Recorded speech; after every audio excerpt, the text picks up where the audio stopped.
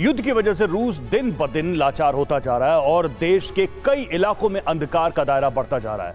इसकी सबसे बड़ी वजह है यूक्रेन की ड्रोन शक्ति और ज़ेलेंस्की की नई युद्ध नीति, जिसके तहत रूस की तेल रिफाइनरी, तेल डिपो, गैस पाइपलाइन और इंफ्रास्ट्रक्चर को टारगेट किया जा रहा है। एक तरफ ड्रोन से ताबड़तोड़ प्रहार हो रहे तो दूसरी तरफ पश्चिमी देशों के प्रतिबंधों की वजह से रूस अपनी रिफाइनरी की मरम्मत नहीं कर पा रहा है। रूस को जरूरी उपकरणों की सप्लाई नहीं हो पा रही है। रूस की चिंता इसलिए बढ़ गई है क्योंकि यूक्रेन ने अब 1000 किलोमीटर की रेंज वाले ड्रोन बना लिए।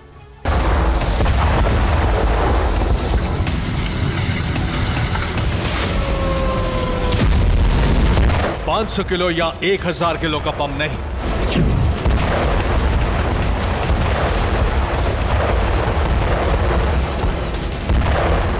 स्कंदर या जिरकॉन जैसी मिसाइल भी नहीं,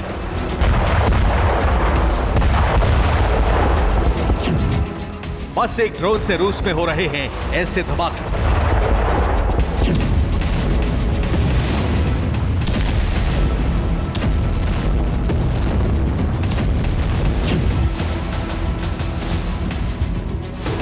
यूक्रेन के ड्रोन ऑपरेटर्स ने सिर्फ रिमोट से तोड़ा है रूसी एयर डिफेंस हैंडलर्स का गुरूर।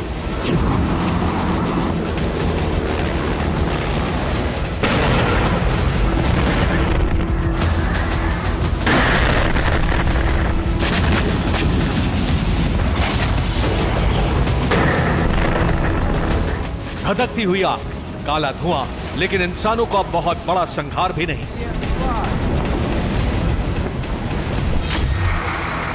यूक्रेन के इस वॉर प्लान ने रूस को भीतर से खोखला करना शुरू कर दिया है।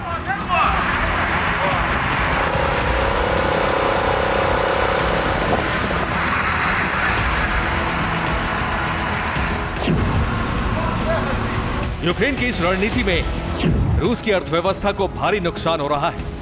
रूस की निर्यात शक्ति धीरे धीरे कमजोर हो रही है। तेल और गैस की सप्लाई से होने वाली आमदनी कम होने लगी है।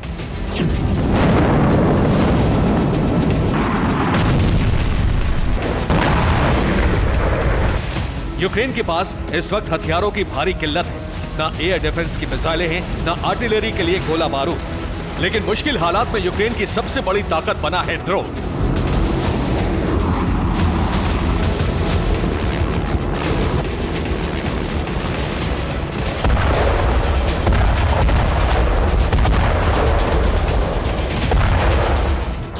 सीमा से 1000 किलोमीटर तक प्रहार हो रहे हैं।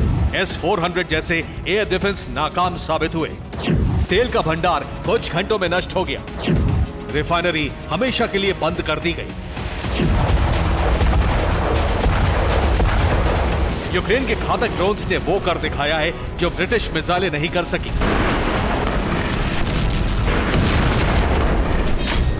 यूक्रेन के ड्रोन ने इन दिनों पुतिन की नींद उड़ा दी है।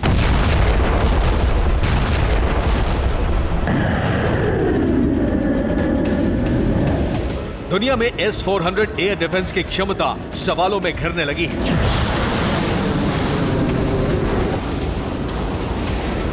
यूक्रेन युद्ध की शुरुआत में दूसरे देशों के ड्रोन के भरोसे था, लेकिन अब यूक्रेन के पास बेहद घातक और लॉन्ग रेंज के ड्रोन हैं। ड्रोन भले ही मिसाइल जैसा शक्तिशाली नहीं है, लेकिन यूक्रेन ने जो टारगेट चुना है उसे भस्म करने के लिए एक चिंगारी ही काफी होती है।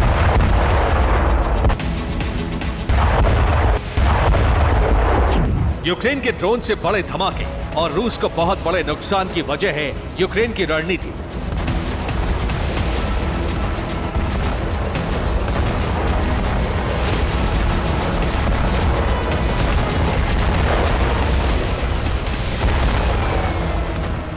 ज़ेलेंस्की ने ड्रोन से ऐसे ठिकानों को टारगेट किया जहां धमाके के लिए एक चिंगारी ही काफी होती है।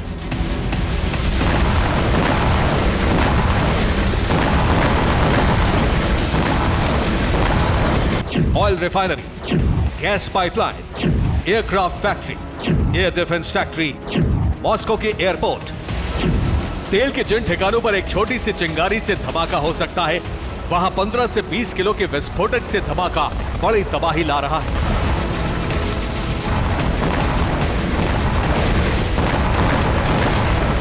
लेकिन किसी ऑयल रिफाइनरी को बनाने में कई महीनों का वक्त लगता है और भारी भरकम खर्च आता है।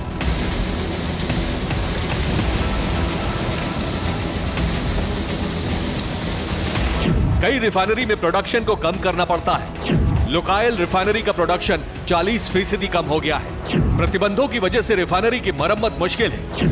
रूस रिफाइनरी के लिए जरूरी उपकरण नहीं खरीद सकता है।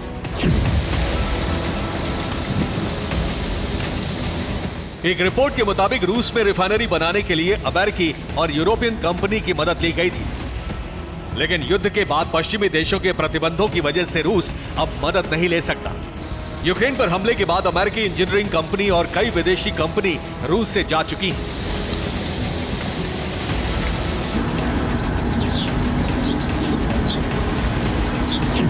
आगे बढ़ने से पहले आपको इस वक्त रूस की सबसे बड़ी कमजोरी और यूक्रेन की सबसे बड़ी ताकत के बारे में बताते हैं।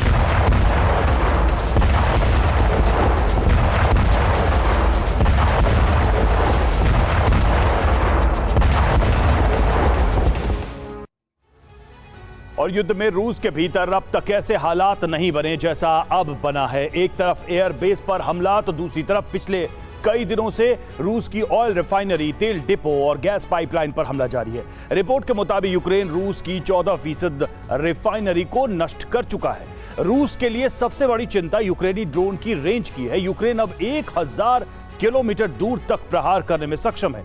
मॉस्को के करीब तक हमले हो रहे हैं। रूस ने बॉर्डर पर S-400 एयर डिफेंस सिस्टम की तैनाती बढ़ा दी है।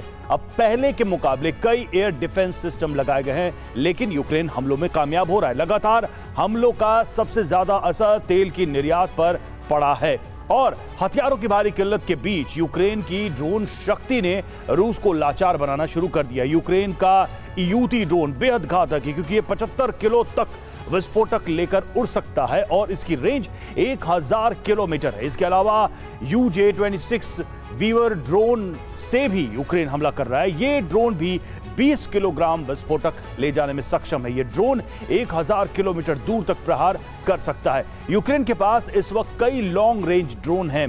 UJ-22 ड्रोन 20 किलोग्राम विस्फोटक के साथ उड़ सकता है। इसकी रेंज 800 किलोमीटर है।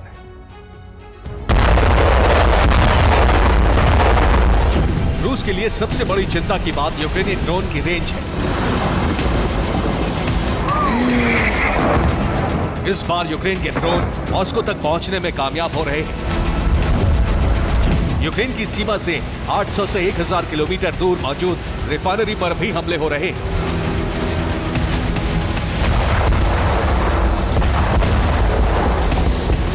एक रिपोर्ट में दावा किया जा रहा है कि यूक्रेन रूस की कुल रिफाइनरी में से आधे को भस्म कर चुका है।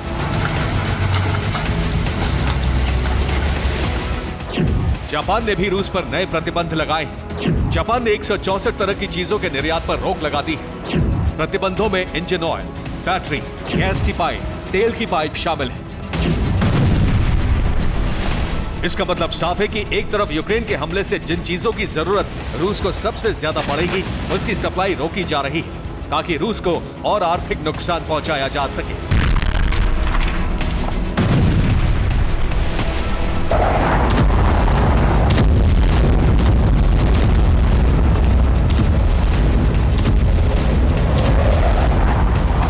नेटो ने ऐलान किया है कि रूस के अहम सेक्टर पर हमला करने के लिए यूक्रेन को हथियार दिए जाते रहेंगे।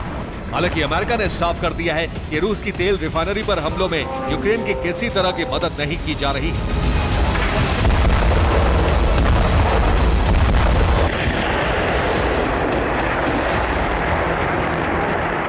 रूस के एयर डिफेंस की तैनाती बढ़ने के बाद यूक्रेन के कई ड्रोन गिरा दिए गए, लेकिन यूक्रेन की कामयाबी का सिलसिला थमने का नाम नहीं ले रहा है।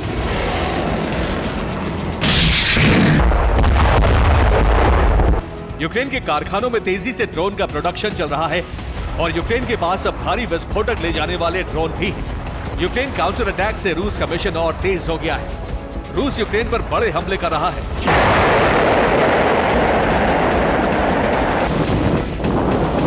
2 साल से अधिक समय के इस युद्ध में दोनों सेनाएं एक दूसरे के हथियार गोदाम और ठिकानों पर प्रहार कर रही थी, लेकिन अब ऐसा दौर आया है जब रूस की अर्थव्यवस्था की रीढ़ कहे जाने वाले तेल और गैस के ठिकानों पर प्रहार शुरू हुआ है।